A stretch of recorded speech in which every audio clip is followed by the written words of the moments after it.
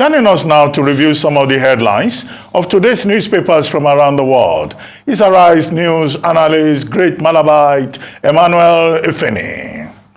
Good you morning. were missing in action yesterday. Yes, good morning, Ruben. It's good to have you back Yes, today. good morning, Ayo. Good morning, Rufai. It's Yes. not too late for Congratulations. application. The proud, Yesterday we were looking for proud you leader. because Yes. you cannot just go and collect Please, Mr. awards Feni, please. and there will be Please, no my hand. implications. Please, my If hand. any, I know your bank is an effective one. Bank, yes. So after God this bless program, let us see the implications. Great man. Ruben, you know, at the directorial level, Yes. we delegate duties. Very We should good. do- Yes. Tell them.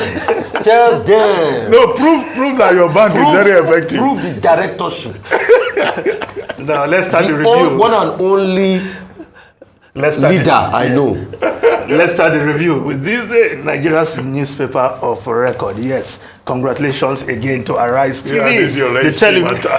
the television station of the year award, befitting, you will say. Now, the lead story of this day, Nigeria's newspaper of record: Buhari, Jonathan conceding defeat in 2015, unprecedented. Un-Nigerian to bestow Tinubu with GCFR title May 25, urges diplomats to always respect nation's traditional institutions, cultures. Ex-president preaches integrity, good governance. Nothing can stop transition of power on May 29, says Secretary to Government of the Federation. Court to decide whether to stop inauguration May 24. Yes, the President Muhammadu Buhari, yesterday, of course, in that farewell meeting with his media support group, the Buhari Media Organization, yes, reflecting on what happened in 2015 when he won the election for the first time. Then President Goodluck Ebele Jonathan did, I won't say the unthinkable. He did what a gentleman should do, and he considered defeat. Yes, it was unprecedented, but for our president to not characterize that as un-Nigerian, I thought a standard has been set, which we should now refer to as the Nigerian standard, because other heads of states, the West African sub-region, had cause to emulate that very good example. So it is a global standard, a Nigerian standard, and I don't think it should be characterized as un-Nigerian. That is not to say, and Ayo, you rightly put that those who have gone to court to challenge the election of February are doing something wrong. No, it is part of the democratic process. That if you are not satisfied with the election, you go to court. Do that peacefully. Not that you go to court and instigate your supporters to violence, like it happened in 2011, when then candidate Muhammadu Buhari lost. His statement, clearly inflammatory, provoked his supporters into violence, and many people died. I thought at a time like this, the president should be reflecting on what he did wrong before he eventually won the election, rather than characterizing a very good example as un-Nigerian. Now, the story above, the lead story, the front page of this day, EFCC probes Zamfara Governor Matawale over 70 billion naira fraud. Says one contractor collected 6 billion naira on 10 billion naira contract without rendering any service. Another collected over 3 billion naira for medical equipment supply contract. Commission traced payment of 400 million naira from governor's account to BDC operators. Yes, there's been this back and forth. The EFCC said it has sent its operative to states, especially where there are outgoing governors. And in the case of Zamfara, there's there's been this back and forth between the EFCC chairman and, of course, the outgoing governor of the state. I thought, if your hands are clean, and we also don't want media trial by the EFCC. If EFCC has its facts, they should wait for the governor, when he leaves office, has no immunity, and do the needful. I recall the incident of Ayo Fayose, who was also hounded by the EFCC as if they're waiting for him and what Ayo Fayose did was to pack his bag and was ready with his t-shirts to face the EFCC when he left office. And of course, that matter is still hanging somewhere in the courts. So it's not a matter of back and forth, and it's not also a matter of media trial. If EFCC has its facts, just wait for the governor. Get your facts, go to the courts, and let's see a prosecution. No media trial, not interested in the back and forth between the governor and EFCC chairman. That is now becoming a very good, a juicy story for the papers every morning. Now, we go to other stories. The Guardian newspaper, minister scores safe 100% on failed carrier MRO airport concessions. Yes, the Minister of Aviation, Captain Abdul Sirika. Yes, if you don't praise him, he's praising himself. But stakeholders in the aviation sector have serious problem with this kind of commendation. Nigeria Air will fly. At least we can see a Nigerian Air flying on the pages of newspaper, but we have not seen it being done yet. Now, the minister promised that before May 29, Nigeria Air will fly. Fly to UK, from Lagos to Abuja, where just let it fly. But stakeholders are saying, somebody who knows about that industry saying, I'm surprised that he awarded himself 100% score for roadmap. Sadly, he came in as an insider and professional, but clearly missed the runway and crash landed on his promises to the industry at large. It's so painful for some of us who love him so much to witness these episodes of unfulfilled promises.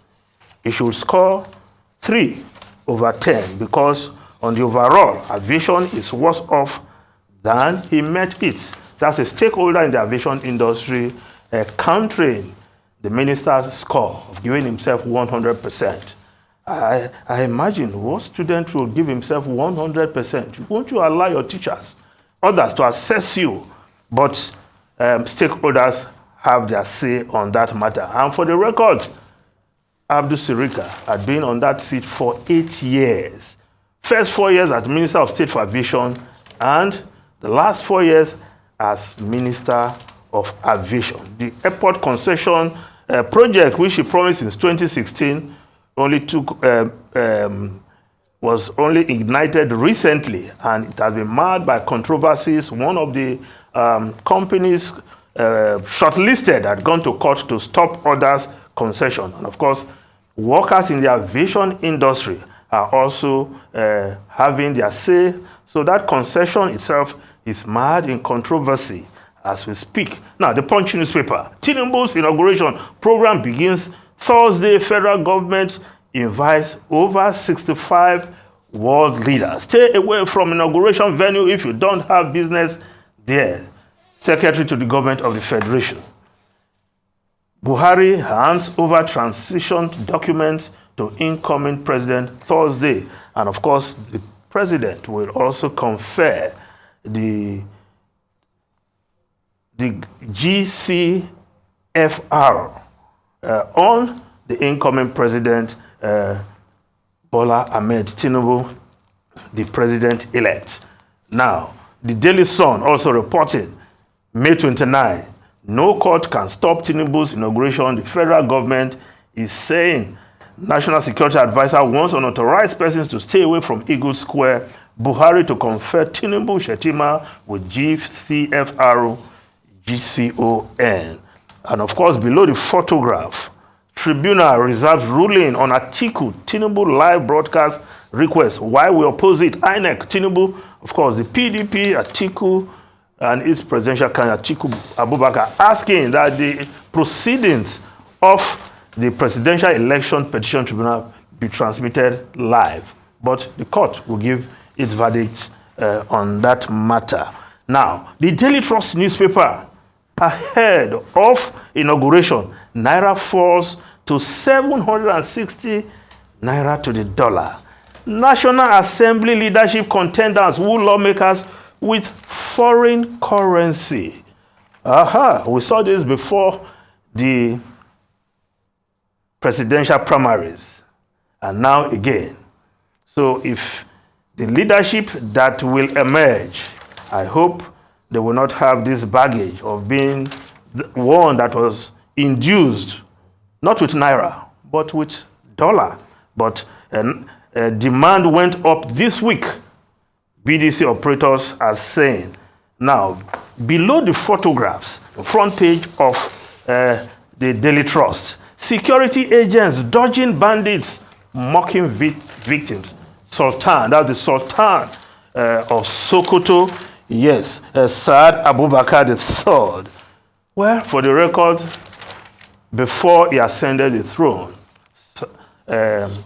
His Majesty Saad Abubakar, the Sultan of Sokoto, was a brigadier general in the Nigerian army. So perhaps you cannot say he doesn't know what he's talking about. Now, if we just look at the New Telegraph quickly, I just take the lead story there. Plot to alter rules looms ahead of inauguration, talking about the National Assembly leadership as APC moves to allow Tinubu Adamu witness reps voting pattern. Gbajabiamila, why I settled for Abbas. Lawmakers should be allowed to choose their leaders. Akim Baba Ahmed. Yes, then just on the corner there, front page of New Telegraph, UK tells citizens don't travel to Anambra. Others have 3 staff, 4 policemen in U.S. consulate convoy were killed. CP. Well, I expected that advisory from a number of foreign countries after that attack on U.S. embassy staff in Anambra State. Now, the Business Day newspaper. More women clean seats at Nigeria's most valuable firms. Yes, Ayo, the women are there. I won't say they are coming. Yes, 25%. Talking about blue chip companies, the 25 most capitalized companies in Nigeria. Yes, the number of women on the board of those companies, 25%. Yes, you will say, well, South Africa, 36% of women in blue chip companies there, board. In the UK, it's 41%. In the US, 35%.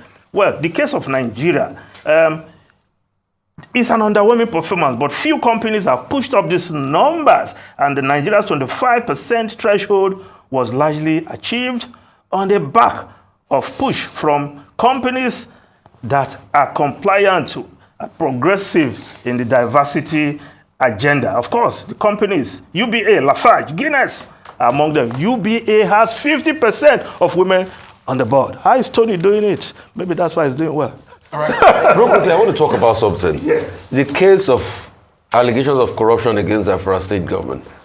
It is shocking that this is happening for a state that for some years now, they've not been able to pay the WAEC fee of their students. They pretty much stopped because it's allegation. Yeah, so it's an allegation. Yeah, that's why I say not proven yet. No, that's why I say it's an allegation now.